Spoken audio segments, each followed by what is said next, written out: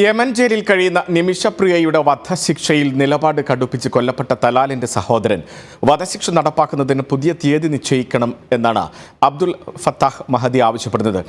ആവശ്യവുമായി ബന്ധപ്പെട്ട് അറ്റോർണി ജനറലിനെ കണ്ടെന്നാണ് അബ്ദുൽ ഫത്താഹ് മഹദി വ്യക്തമാക്കുന്നത്. ഫേസ്ബുക്ക് പോസ്റ്റിലാണ് വെളിപ്പെടുത്തൽ. വധശിക്ഷയ്ക്ക് പുതിയ തീയതി നിശ്ചയിക്കണം എന്നാവശ്യപ്പെട്ട് പ്രോസിക്യൂഷന് കത്ത് നൽകിയതിന് പിന്നാലെയാണ് നേരിട്ടെത്തിയും ആവശ്യം ആവർത്തിച്ചത്. വധശിക്ഷയ്ക്ക് പകരമായി മറ്റൊന്നും അംഗീകരിക്കില്ലെന്നും അറ്റോർണി ജനറലിന് നൽകിയ കത്തിൽ തലാലിന്റെ സഹോദരൻ വ്യക്തമാക്കുന്നുണ്ട്.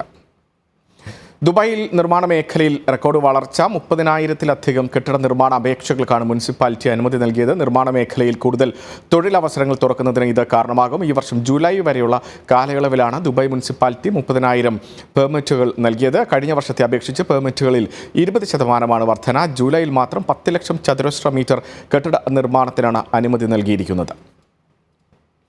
ഗാസ ഏറ്റെടുക്കാനുള്ള ഇസ്രായേൽ നീക്കത്തിനെതിരെ UAE. ഇസ്രായേൽ നീക്കം മേഖലയിൽ കൂടുതൽ സംഘർഷത്തിന് കാരണമാകുമെന്ന് UAE വിദേശകാര്യ മന്ത്രാലയം പ്രസ്താവനയിൽ ചൂണ്ടിക്കാട്ടി.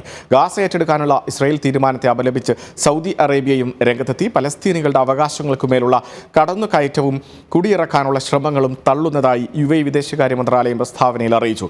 അധിനിവേശ പലസ്തീൻ പ്രദേശങ്ങളിൽ സംഘർഷം വ്യാപിക്കുന്നതും മേഖലയെ ആക്രമണങ്ങളുടെയും പിരിമുറുക്കങ്ങളുടെയും പുതിയ തലങ്ങളിലേക്ക് വലിച്ചിഴയ്ക്കുന്നതും ഒഴിവാക്കണമെന്ന് UAE ആവശ്യപ്പെട്ടു. പലസ്തീനികളുടെ അവകാശങ്ങൾ സംരക്ഷിക്കുക എന്നത് രാഷ്ട്രീയ കാര്യം അല്ലെന്നും ധാർമ്മികവും മാനുഷികവുമായ ആവശ്യകതയാണെന്നും UAE വിദേശകാര്യ മന്ത്രാലയം വ്യക്തമാക്കി. ഇസ്രായേലിന്റെ നടപടികൾ മേഖലയിൽ അസ്ഥിരത വർദ്ധിപ്പിക്കും എന്ന് സൗദി വിദേശകാര്യ മന്ത്രാലയവും പ്രതികരിച്ചു. ഇസ്രായേലിന്റെ തീരുമാനം ചരിത്രത്തെയും രാജ്യാന്തര നിയമങ്ങളെയും അവഗണിക്കുന്നതാണെന്നും സൗദി വ്യക്തമാക്കി.